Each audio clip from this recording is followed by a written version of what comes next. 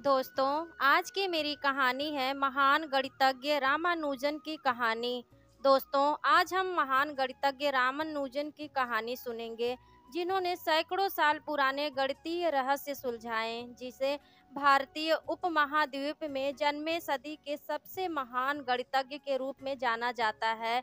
उनका नाम था श्रीनिवास रामानुजन। 11 दिसंबर 1887 को तमिलनाडु के कोयम्बटूर के पास एक गांव इरोड में जन्मे।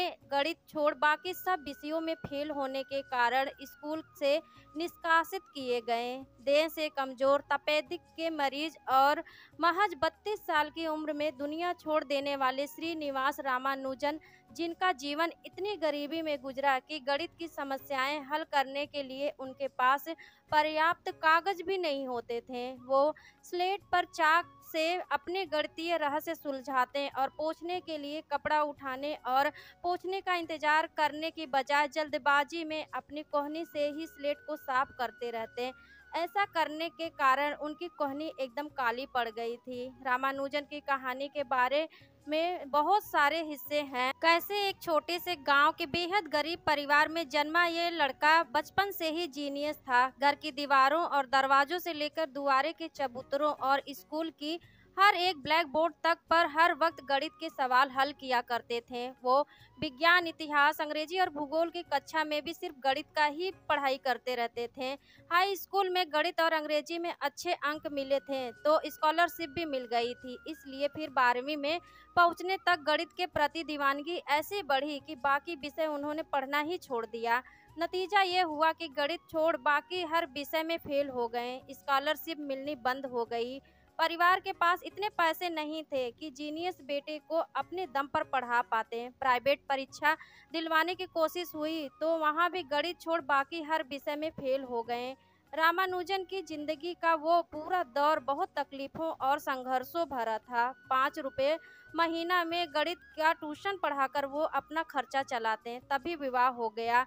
नौकरी करनी चाहिए तो नौकरी नहीं मिली, क्योंकि वो तो 12वीं पास भी नहीं किए थे।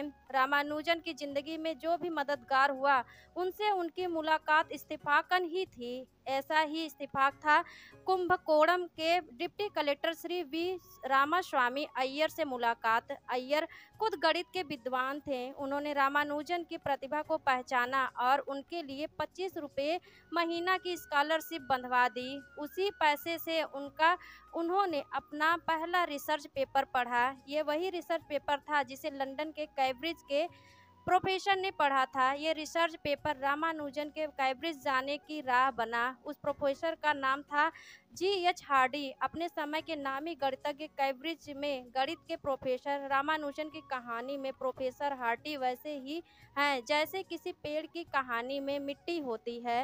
हार्डी के बगैर रामानुजन की कहानी वो नहीं होती जो हुई। एक मंजे हुए जौहरी की तरह हार्डी ने दूर लंदन में बैठकर हिंदुस्तान के एक छोटे से गांव में गणितीय रहस्यों को सुलझा रहे इस जीनियस की प्रतिभा को पहचान लिया था। रामानुजन और हार्डी के बीच लंबा पत्र व्यवहार हुआ। अपने उन पत्रों में रामानुजन प्रोफेसर हार्डी को अपने गणितीय समीकरण भेजते। उन्हें पढ़कर प्रोफेसर हार्डी हैरान थे कि गणित की जिन समस्याओं को सुलझाने में इस वक्त दुनिया के तमाम महान गणितज्ञ लगे हुए हैं, उन्हें बिना किसी संसाधन और सहयोग के काम कर रहा यह गुमनाम सा शख्स कैसे इतनी सरलता से समझ ले रहा है। दोनों के बीच लंबी खतों किताब हुई। प्रोफेसर हार्डी ने रामानुजन को कैम्ब्रिज आने का न्योता भेजा। रामानुजन ने इनकार कर दिया क्योंकि उनके पास आने के पैसे नहीं थे। प्रोफेसर हार्डी ने उन्हें आर्थिक सहायता भेजी, उनके लिए स्कॉलरशिप की व्यवस्था की और इस तरह रामानुजन कैम्ब्रिज पहुंच गए। एक लड़ाई और है जो प्रोफेसर हार्डी ने कैम्ब्रिज में रामानुजन के लिए लड़ी थी, वो थी रॉयल सोसाइटी फेलो बनाने की लड़ाई। रामानुजन की आर्थिक स्थिति अच्छी नहीं थी। उन्हें न सिर्फ उस फेलोशिप की सबसे ज्यादा जरूरत थी, बल्कि वे उसके सबसे काबिल हकदार भी थे। लेकिन वो समय दूसरा था। भारत अंग्रेजों का गुलाम था।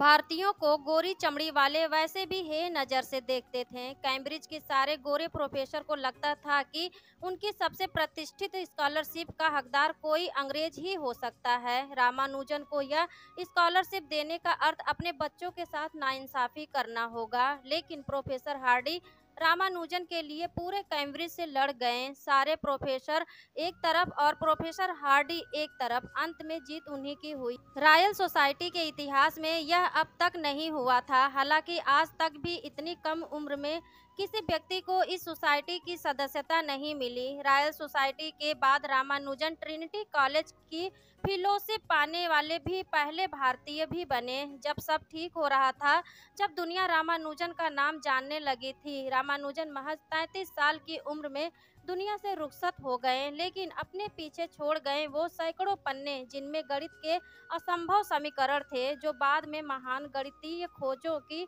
आधारशिला बने। कैम्ब्रिज के ट्रिनिटी कॉलेज के लाइब्रेरी के किसी कोने में वे पेपर 50 साल तक पड़े धूल खाते रहे। काले रंग के स्याही से और बहुत हड़बड़ी में लिखे गए उन रहस्यमयी गणितीय समीकरणों वाले 130 पन्ने पर 1976 में पेनिसिल्वेनिया स्टेट यूनिवर्सिटी के गणितज्ञ डॉक्टर जॉर्ज एड्रयूज की नज़र पड़ी। बहुत सालों बाद जब उन गणितीय रहस्यों का खुलासा हुआ तो पूरी दुनिया हैरान रह गई। उसके बारे में ही भौतिक विज्ञानी फ्रीमैन डायसन ने एक बार कहा था, ये फूल रामानुजन के बगीचे में बोए बीजों से उगे हैं। दोस्तों, कहानी अच्छी लगी तो please like, share and subscribe कर दीजिएगा मेरे चैनल को। मिलती है ऐसी प्यारी सी कहानियों के साथ। तब तक के लिए bye bye and take care.